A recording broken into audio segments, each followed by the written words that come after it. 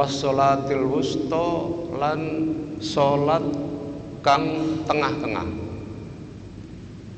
Waqumu lan padha ngadegna sira kabeh, ngedegno bukan ngadeg. Waqumu itu artinya ngadegna sira kabeh.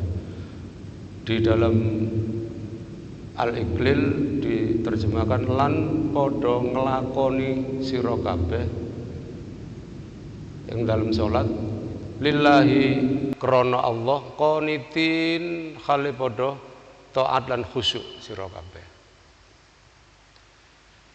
Fa in khiftum lan lamun padha kuwatir sira kabeh farijalan mongko nglakoni salat kelawan melaku aurubanan utawa numpak ing kendaraan. Fa idza mintum lan nalikane wis aman sira kabeh fadhkuru mongko nyebuta sira kabeh mongko elinga sira kabeh Allah maring Allah kama allamakum kaya dene barang kang wis ngajari ing sira kabeh sapa Allah malam takunu ing barang kang sadurunge ora padha ana sira kabeh ta'lamun yaiku padha mangerteni sira kabeh. Ini kita diminta untuk menjaga sholat, terutama as-sholatul wusta, sholat yang tengah-tengah. Di dalam tafsir Ibnu Katsir ini dijelaskan perbedaan para ulama mengenai yang disebut sholat wusta itu sholat apa, ya, sholat tengah-tengah itu sholat apa. Yang pertama di sini saya baca dulu di edisi asli. Ya'muru ta'ala bil muhafadzati 'alas sholawati fi awqatiha wa hafidha hududaha wa adaiha fi awqatiha kama thabata fi sahihain. An Ibnu Mas'ud qala sa'altu Rasulullah sallallahu alaihi wasallam ayyul amali afdal? Qala as-sholatu fi waqtiha. Qultu thumma qala al-jihadu fi sabilillah. Qultu thumma qala birrul walidain.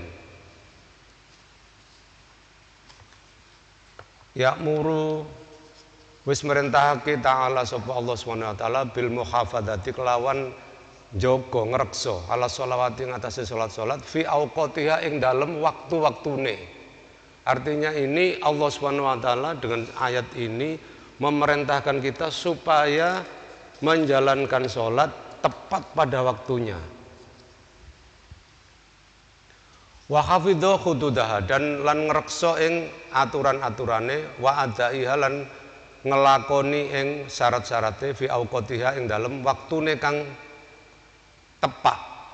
Kama sabata bis sahihain kaya dene sing wis tetep ing dalem hadis sahihain itu hadis Bukhari Muslim. An Ibnu Mas'ud sapa Ibnu Mas'ud qala sa'altu Rasulullah sallallahu alaihi wasallam. Ngendika Ibnu Mas'ud, aku nyuwun pirsa marang Rasulullah sallallahu alaihi wasallam. Ayyul amali afdol? Amal napa ingkang paling afdol? Ya, paling utama. Pak Imam utama berarti al-imamul afdol kalau bahasa Arab ya. Kan banyak kita sering ya. Afdolnya, afdol itu artinya utama. Jadi pembina kita Pak Imam Utomo Al-Imamul Afdol bahasa Arabnya. Apa nopo amalan ingkang utama ya Rasulullah? Ya Rasulullah, Rasul dawuh as-sholatu fi waqtiha, yaiku amal sing paling utama iku salat ing dalem waktune. Sholat tepat waktu ini hadis sahihain ya, artinya Bukhari Muslim. Amal yang paling utama menurut Rasulullah SAW adalah sholat tepat pada waktunya. As-sholatu fi waqtiha. Qultu ngucap ingsun thumma ai.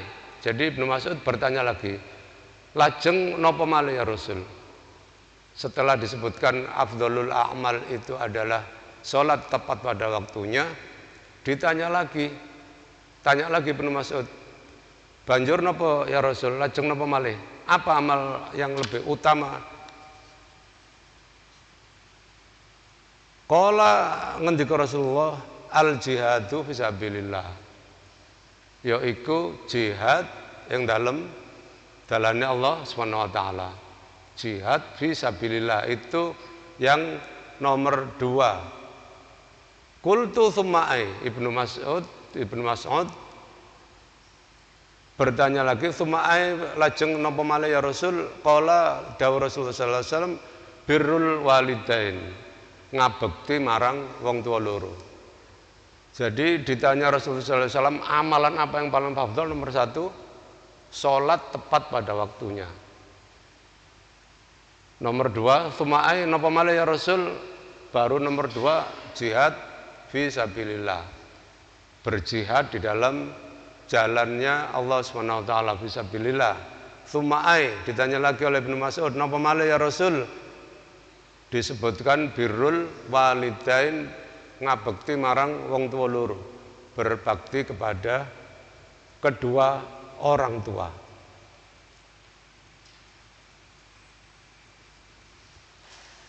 Di dalam edisi asli disebutkan lagi hadis dari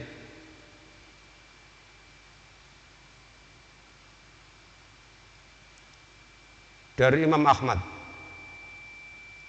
Haddatsana Yunus, haddatsana Laits an Abdullah ibni Umar bin Hafs an Asim anil Qasim bin Nahonam an jaddatihi ummu abihi ad-dunya.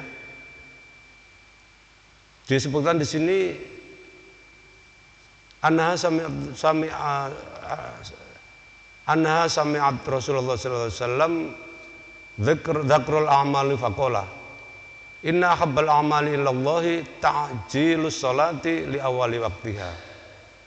Ini hadis lagi, inna habbal a'mali, setuhune amal kang paling disenengi kalau oleh Allah Subhanahu wa taala, ta'jilus sholati li awali waqtiha, nyepetake salat yang dalam waktune. Jadi amalan terbaik yang paling utama itu adalah melaksanakan salat tepat pada waktunya. Para ulama berbeda pendapat mengenai salat jamaah, ya. Ada mazhab terutama Imam Ahmad bin Hanbal yang mengatakan bahwa pada laki-laki itu ada fardu ain salat berjamaah itu. Tapi ada mazhab lain yang mengatakan fardu kifayah. Kalau sudah ada yang berjamaah, maka yang lain kewajibannya gugur. Tetapi terutama mazhab Imam Ahmad bin Hambali itu mengatakan wajib. Tetapi yang jelas di hadis Shahihain ini disebutkan sholat di awal waktunya, tepat waktunya. Jadi tidak disebutkan di sini berjamaah apa tidak. Yang paling utama adalah ketika awal waktu kita sholat, itu yang paling utama, lebih utama dibanding jihad fisabilillah. Yang selanjutnya adalah yang ketiga, afdhalul amal itu adalah birrul walidain, berbakti kepada dua orang tua. Biasanya kita kalau kita jadi pimpinan tidak apa-apa, waktu rapat ya, kemudian terdengar adzan zuhur atau adzan maghrib, adzan asar atau adzan maghrib, bisa break ya, ngajak sholat. Atau yang misalnya kerja di toko, di pabrik, yang punya kesempatan bisa dengar adzan, bisa langsung sholat. Tapi banyak dari kita yang karena pekerjaannya misalnya apalagi di tempat yang sangat sibuk ya, sangat vital, tidak mungkin, biasanya ada berbagai hal yang menyebabkan tidak bisa melaksanakan sholat ketika mendengarkan adzan. Maka para ulama berpendapat yang disebut sebagai awali waktiha, kita usahakan betul ketika pekerjaan kita itu break, yang pertama kita lakukan adalah sholat. Itu salah satu cara kita untuk hafidhu ala sholawati, itu menjaga sholat. Kalau kita bisa, mampu dan kesempatan ada, usahakan di awal waktunya. Kalau bisa berjamaah di masjid, afdol. Kalau di rumah bisa jamaah dengan keluarga, bagus. Tidak bisa jamaah dengan keluarga, dengan teman, sendirian, asal tepat waktu, itu tetap afdolul amal. Tetapi tadi kita sendiri mengalami karena kesibukan, karena tuntutan pekerjaan tidak bisa melaksanakan ketika terdengar azan, maka niat kita yang paling penting. Allah akan melihat niat kita. Kita niati mulai hari ini, pasti sudah sebanyak yang sudah melaksanakan ini. Kalau yang belum, mari kita niati di ayat ini untuk menjaga sholat yang 5, terutama sholat yang tengah, di awal waktu. Kalau tadi tidak memungkinkan mendengar azan, insya Allah, ya Allah, kalau kepingin ngelampaui sholat tapi kalau tasik nggak ada beban pekerjaan, nggak ada beban tugas. Hati kita sudah berniat dengan sungguh-sungguh untuk melaksanakan sholat di awal waktunya. Maka ketika kita pekerjaan kita, tugas kita itu ada break, setelah itu maka hal pertama yang kita lakukan adalah sholat. Ya, jadi kalau isoma, begitu ada kesempatan isoma, yang pertama kita lakukan jangan makan dulu, tapi sholat dulu. Ya, tapi biasanya orang-orang itu kalau diajak, ayo sholat dulu, katanya jawabnya, sholat itu nomor loro, katanya gitu ya. Iya, sholat nomor 2, nomor 1 syahadat ya. Jadi sholat itu nomor 2. Jadi pada kesempatan pertama mari kita lakukan sholat. Supaya apa? Kita menjaga niat kita untuk sholat fi awali waktiha.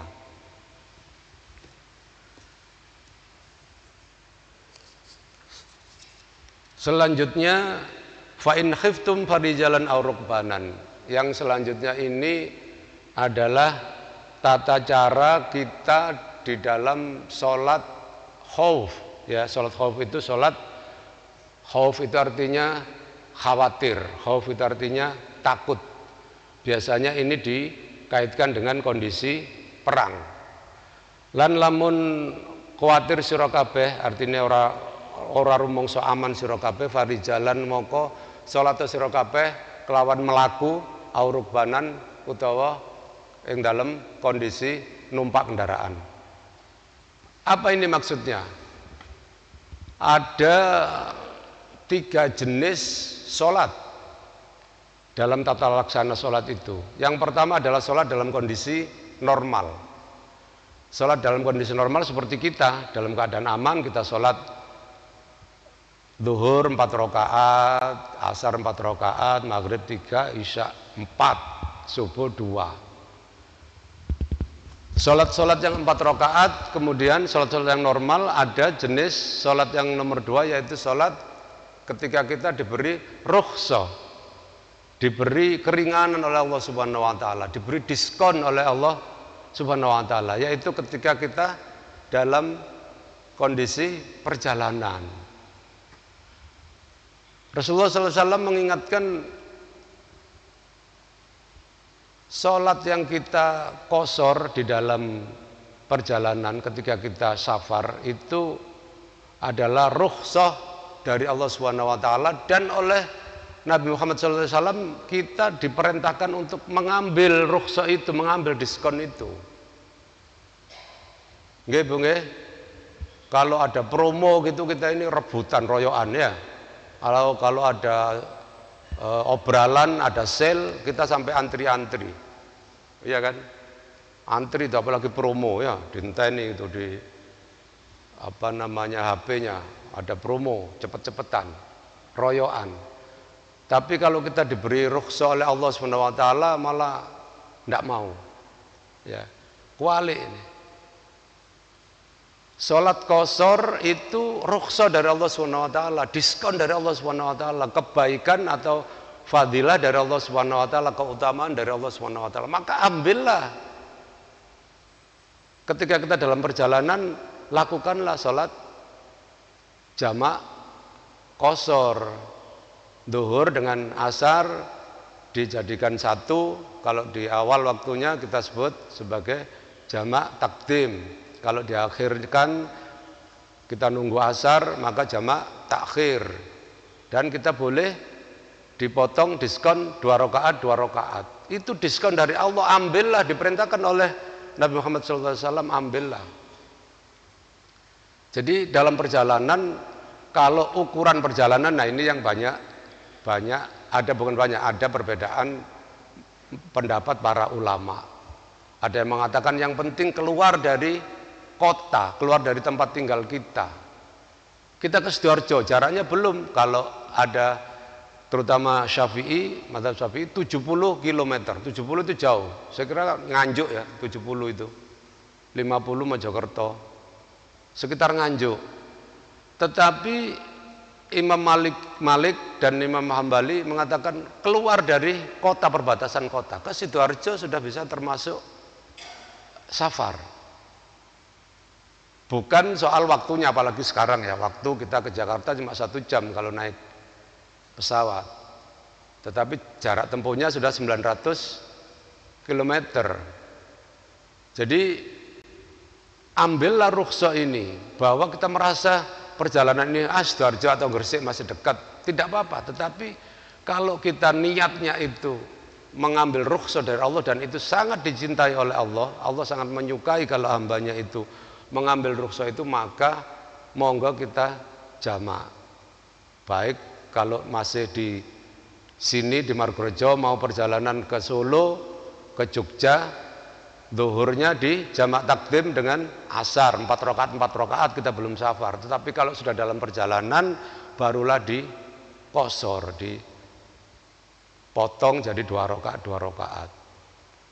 Imam Ahmad bin Hambal, saya waktu kecil kalau bepergian sama kakek saya dan juga dilanjutkan sama bapak saya, kita pergi ya perjalanan, waktu itu misalnya naik sepeda, naik becak, muter-muter, karena kampung saya di Tandes ya, di Tandes itu dulu kotanya itu Gresik, bukan Surabaya. Karena kalau naik kereta dari stasiun Tandes itu ke kotanya itu, kalau yang orang desa jalan-jalan ke kota, jalan-jalannya ke Gresik karena lebih dekat dengan Gresik gitu. Jadi kalau ke Surabaya itu dianggap safar sama kakek saya. Jadi dijamak kosor ya, dijamak kosor. Saya punya kakek lagi di daerah Pacar Keling situ, di Sawentar. Itu adiknya kakek saya sering safar ke situ. Nah itu oleh kakek saya kita jamak kosor gitu ya. Nah, dan setelah pulang, misalnya pulangnya itu pulang nyampe ke Tandes sana itu maghrib ya, kemudian kita tidak masuk ke rumah tapi langsung jujuk ke masjid. Jadi dari perjalanan ya safar ini, kita pulang, ini contoh saya ya, kita tidak masuk ke rumah tetapi jujuk ke masjid karena sudah maghrib. Maka saya sama kakek saya ini, sama bapak saya biasanya, abah saya neruskan itu, kebiasaan itu sholatnya maghrib 3 rakaat, langsung dijamak kosor lagi isya 2 rakaat. Karena kaidah fikihnya di mazhab Maliki juga Hambali sama, itu sebelum, saya kira Syafi'i juga sama, sebelum kita balik masuk ke rumah itu kita masih kondisi safar. Jadi kalau kita habis dari luar kota, dari Malang balik ke Margorejo, kalau maghrib misalnya masuk ke Margorejo, kita jujuk masjid, itu kita masih terhitung safar karena belum masuk ke rumah. Maka kita sholat maghrib 3 rakaat langsung disambung isya 2 rakaat ya, kita masih terhitung dalam keadaan safar. Ini beberapa mazhab yang mempunyai perbedaan, tetapi prinsip kita adalah kalau itu rukhsah dari Allah Subhanahu wa taala, maka mari kita ambil rukhsah itu, karena itu adalah fadilah yang diberikan oleh Allah Subhanahu wa taala kepada kita. Kita lanjutkan di halaman 405 Walladzina yutawaffawna minkum wa yadharuna azwajan wasiyatan li azwajihim mata'an ilal hauli ghaira ikhraj. Fa in kharajna fala junaha 'alaikum fima fa'alna fi anfusihinna min ma'ruf wallahu azizun hakim. Walladzina lan wong-wong lanang kang yutawaffawna tuwafa, sudah kita jelaskan kemarin ya, tuwafa itu artinya mati, diwafatake. Lan utawi wong-wong lanang kang diwafatake mingkum saking sira kabeh wayadaruna lan ninggalake sapa wong azwajan maring bojo-bojone wasiatan iku khale ninggalno wasiat li azwaji maring bojo-bojone wong mataan sebagai mataan khale dadi peweneh itu pemberian ilal hauli yaiku suwene setahun ghaira ikhrajin tanpa ora ngetokake saking omah. Artinya kalau ada laki-laki yang meninggal kemudian meninggalkan istrinya, maka istrinya itu harus diberi wasiat dan diberi penghidupan atau pemberian mataan tadi ya, sampai 1 tahun tanpa diperbolehkan mengusir atau mengeluarkan istri dari rumah. Jadi ayat ini menyebutkan bahwa kalau seorang laki-laki meninggal, dia boleh berwasiat pada istrinya, kemudian istrinya itu diberi belanja selama 1 tahun tanpa diusir dari rumah yang dia tinggali. Ya, ini berarti ayat ini ada perbedaan dengan ayat-ayat sebelumnya yang sudah pernah kita bahas. Kalau seorang perempuan itu ditinggal mati oleh suaminya, maka masa iddahnya 4 bulan 10 hari, berarti bukan 1 tahun. Ini bukan perbedaan berarti ayat ini tidak cocok dengan ayat lainnya, bukan. Di dalam ilmu tafsir sudah pernah kita bahas, ada namanya nasikh mansukh. Ada ayat yang dihapus ya oleh ayat yang lain. Ayat yang menghapus disebut sebagai nasikh, ayat yang menghapus. Ayat yang dihapus disebut sebagai mansukh. Mansukh itu artinya terhapus. Ayat ini terhapus oleh ayat lain yang menyebutkan bahwa orang-orang perempuan yang ditinggal mati oleh suaminya, maka dia menunggu arba'ata asyhurin wa asron, 4 bulan dan 10 hari. Berarti itulah yang berlaku. Masa iddah perempuan itu ditinggal mati oleh suaminya adalah 4 bulan 10 hari. Berarti apa? Tidak ada kewajiban bagi keluarga laki-laki untuk memberi makan atau memberi belanja kepada janda itu selama 1 tahun dan tidak mengusir atau membiarkan dia tinggal di rumah itu 1 tahun. Tidak. Berarti apa? Masa iddah itu 4 bulan 10 hari, termasuk di situ berarti kalau setelah masa iddah 4 bulan 10 hari dia menikah, silakan. Dia meninggalkan rumah, silakan, karena dia sudah menyelesaikan masa iddahnya. Jadi ayat ini namanya ayat yang mansukh, terhapus oleh ayat yang lain. Fa in kharajna lan mongko lamun metu sapa wong wadon fala junaha mongko ora ana kerupekan, mongko ora ana dosa alaikum ing atase sira fima fa'alna ing dalem barang kang wis nglakoni sapa wong wadon fi anfusina ing dalem awa-awane wong wadon mim ma'rufin kelawan saking tindakan kang bagus. Wallahu azizun hakim, lan wati Allah iku maha agung lan maha wicaksana. Artinya apa? Tadi sudah disebutkan, kalau kemudian dia keluar dari rumah itu maka diperbolehkan, tidak boleh ditahan oleh keluarga bekas suaminya. Selanjutnya walil mutalaqqati mata'um bil ma'ruf, lan kedue wong wadon kang dipegat ditalak mata'un iku kewajiban belanja bil ma'ruf. Mata'un itu bukan hanya belanja, perbuatan yang baik termasuk di situ mata'. Bil ma'ruf kelawan bagus. Haqqun alal muttaqin utawi iku mau hak nyelahake wong-wong kang padha wedi marang Allah Subhanahu wa taala. Kadzalika yubayyinullahu lakum ayatihi, kang kaya mengkono mau yubayyinu wis njelasake Allahu sapa Allah lakum marang sira kabeh ayatihi pira-pira ayati Allah, tanda-tandane Allah, la'allakum tattaqilun, supaya ana kabeh sira kabeh dadi wong kang padha mangerteni, menjadi orang-orang yang berpikir. Kita lanjutkan di halaman 408. Ini ayat 243. 408 bagian atas. Alam tara ilal ladzina kharaju min diyarihim wa hum ulufun hadarul maut faqala lahumullahu mutu tsumma ahyahum.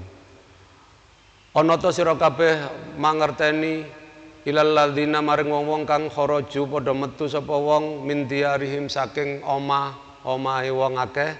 Wahum ulufun lan hale wong-wong mau ulufun ewon-ewon jumlahnya ribuan hadarul mauti mergo wedi ing mati faqala lahumullahu mongko Allah ngendika marang wong-wong mau mutu mati sira kabeh tsumma ahyahum banjur Allah nguripake ing wong-wong akeh innallaha ladzu fadlin 'alan nas setuhune Allah yakti kagungan kamulyan 'alan nas ing atase menungso walakin aktsarun nasi la yashkurun lan tetapine akeh-akeh menungso la yashkurun ora padha syukur sapa menungso.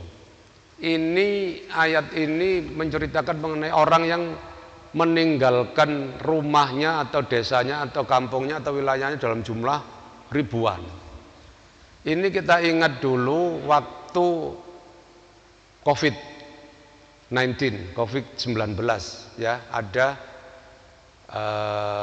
karantina. Ya, karantina kita dilarang meninggalkan rumah, bahkan dilarang keluar kota. Ketat sekali waktu rame-ramenya COVID itu ya. Waktu itu kita sering mendengar ya hadis Sayyidina Umar radhiyallahu an yang bercerita mengenai penyakit seperti pandemi begitu yang disebut sebagai taun. Ya.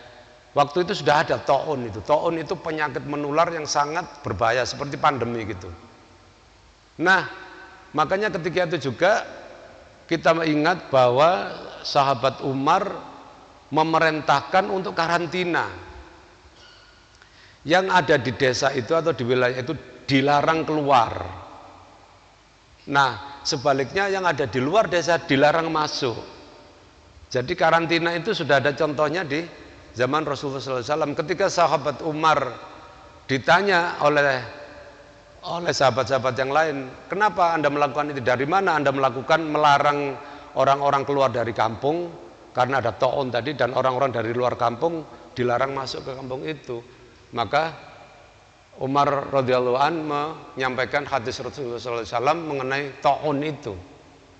Dan juga ayat ini ada hubungannya dengan tafsir di sini disebutkan ini ada hubungannya dengan ta'un tadi, dengan penyakit menular atau dengan pandemi tadi.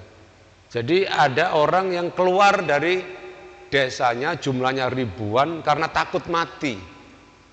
Berarti apa? Di situ ada penyakit yang menular. Kemudian mengapa Allah bersabda di sini mutu, matilah kamu semua. Tsumma ahyahum. Ini ditafsirkan bahwa karena mereka melanggar perintah Allah, maka mereka semua ini justru terkena penyakit dan meninggal semua. Tetapi setelah itu fa ahyahum, Allah menghidupkan mereka kembali. Banyak ya cerita Bani Israel ya, ketika dia mengatakan kami tidak akan beriman kepadamu wahai Musa sampai kami bisa hatta narallaha jahratan. Maka fa'akhadhatumus, karena dia mengatakan saya tidak akan beriman wahai Musa kepada Tuhanmu sampai kita bisa melihat Allah secara jelas, maka disambar beledek semua, mati Bani Israel itu. Tapi kemudian oleh Allah dihidupkan kembali. Supaya apa? Supaya menjadi contoh. Ini juga sama, hidup kembali supaya menjadi contoh bahwa orang yang melanggar hukum-hukumnya Allah maka dia akan mendapatkan siksa yang kontan, kenceng di dunia. Ya. Lanjutnya, wa qatilu fi sabilillahi wa'lamu annallaha samiun alim. Lan perango sira kabeh fi sabilillah ing dalem dalane Allah, wa'lamu lan mangertenono annallaha astune Allah Subhanahu wa taala samiun maha midhangetaken alimun tur maha ngudaneni. Man dalladzi yuqridullaha qardan hasanan fayudha'ifahu lahu ad'afan katsiratan wallahu yaqbidu wa yabsutu wa ilaihi turja'un. Mandalladzi sapana wong kang yukridu ngutangi sapa wong Allah maring Allah qardon ing utang hasanan kang bagus fayudha'ifahu mongko Allah bakal ngelipatake lahu maring wong ad'afan lipatan kathiratan kang akeh wallahu yakbidu lan utawi Allah iku nyempitake wayab sutulan nglonggarake rezeki wa ilaihi turja'un lan maring Allah padha bali sira kabeh. Apa artinya Allah utang? Masa Allah itu utang? Allah itu Asmaul Husna Al-Ghani, Maha Kaya. Tidak mungkin Allah itu utang. Tapi di ayat ini disebutkan metafora. Metafora itu contoh. Ya. Allah bersabda di sini, siapa yang memberi hutang kepada Allah dengan cara yang baik, maka Allah akan melipat gandakan kembaliannya. Loh, lah riba ini, kita nggak boleh riba ya. Hutang 1.000 balik 1.000 ya, nggak boleh ada anaknya, nggak boleh ada cucunya. Ya, sekarang di pasar-pasar Bang Titil itu ya 100.000 baliknya bisa 200.000. Itu riba. Nah di sini apa maksudnya ini, kok Allah itu utang kemudian baliknya itu yudha'af, berlipat-lipat. Ini artinya adalah ditafsirkan di sini kalau kita mengeluarkan uang untuk jalan yang baik, untuk infak, untuk sedekah, untuk pembangunan masjid, pembangunan tempat ibadah, pembangunan sekolah, madrasah, maka kita mendapatkan balasan dari Allah lipat-lipat. Iya, seperti yang diumpamakan 7 bulir. Satu amal itu bisa 7 tangkai, 1 tangkai itu menjadi 100 kali, berarti 700 lipat. Ya, pengembalian yang diberikan oleh Allah. Ini bukan riba, tetapi cara Allah SWT untuk mendorong kita supaya kita mau berinfak, menghutangi Allah dengan cara yang baik, yaitu tadi mengeluarkan harta kita, uang kita di jalan Allah SWT. Kita lanjut halaman 410, ini cerita lagi mengenai Bani Israel.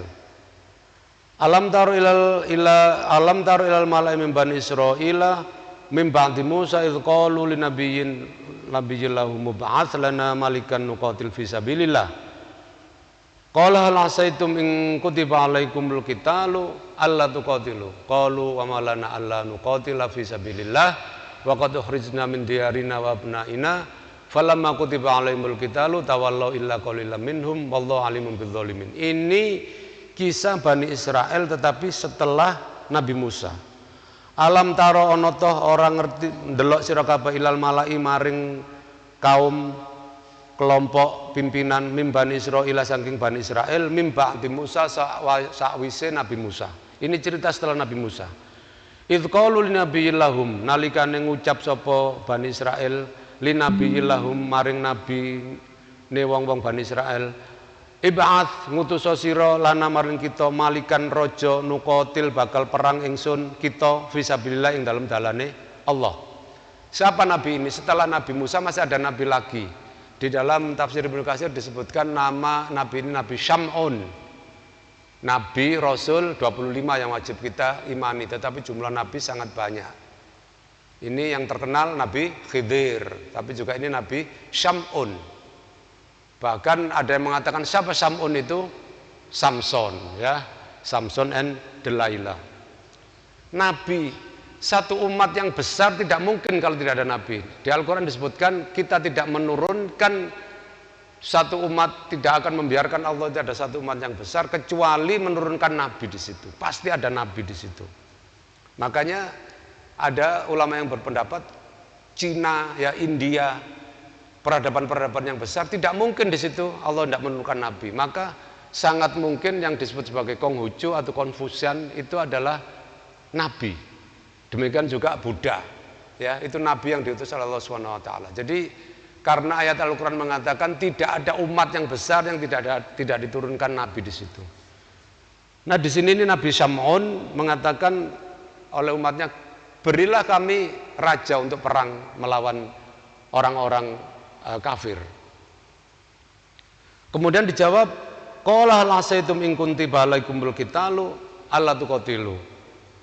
Dawuh sapa nabi, apa to sira kabeh ora bakal nolak nalikane diwajibake ing atase sira apa peperangan, sira kabeh bakal ora perang. Nanti kamu kalau dikasih nabi pimpinan diajak perang kamu ndak mau. Qala wa maqalu wa ma lana alla nuqatila fisabilillah. Ngucap kepriye kita ora perang ing dalam dalane Allah wa qad ukhrijna lan yakti teman-teman wis diusir kita min diarina saking omah-omah kita wa abnaina lan anak-anak kita. Falamma kutiba alaihimul qitalu mongko nalikane diwajibake ning atase wong-wong Bani Israil mau apa peperangan tawallau padha mengo berpaling illa qalilan kejaba sedidik minhum saking Bani Israil. Wallahu alimum bidzalimin lan Allah ngudanani marang wong-wong kang padha zalim. Ketika dikirim betul dia minta pimpinan raja supaya bisa memimpin perang, ketika dikirim benar ada raja maka dia berpaling. Selanjutnya halaman 412 wa qala lahum nabiyuhum lan ngendika maring wong-wong Bani Israil mau sapa nabine wong Bani Israil, innallaha qad ba'atha lakum taluta malika. Setuhune Allah wis ngutus maring sira kabeh Talut. Sapa Talut malikan dadi raja. Qalu anna yakunu lahul mulku alaina wa nahnu haqqu bil mulki. Padha ngucap sapa Bani Israil, kepriye ndadekake sira kabeh kepriye ndadekake sapa Allah ing Talut mau dadi raja alaina ing atase kita wa nahnu lan kita haqqu luweh duwe hak bil mulki kelawan kerajaan minhu saking Talut. Walam yu'ta sa'atan minal mal lan ora diwenehi sapa Talut keluasan sangka rezeki utawa harta. Qala innallaha astafahu alaikum. Dawuh Nabi setuhune Allah milih ing Talut alaikum ing atase sira wa zadahu lan nambahi sapa Allah maring Talut bastotan kekuatan fil ilmi ing dalam ilmu wal jism lan ing dalam kekuatan awak fisik. Wallahu lan utawi Allah yu'ti mulkahu maringake kerajaane Allah mayasya maring wong kang dikersakake Allah. Wallahu wasiun alim lan Allah maha luas lan maha mangudaneni. Talut diperintahkan menjadi, ini nanti kisah mengenai Talut dan Jalut. Ya, kita lanjutkan karena sudah syuruk. Kita akhiri nanti pekan depan tinggal cerita mengenai Talut, David dan Goliath. Ya. Sudah syuruk ya? David versus Goliath, ya. Daud melawan Jalut. Nanti ada kisahnya di Al-Qur'an. Itu ayat terakhir di juz 2. Selanjutnya nanti kita lanjut di juz 3. Mari kita tutup dengan doa kafaratul majlis.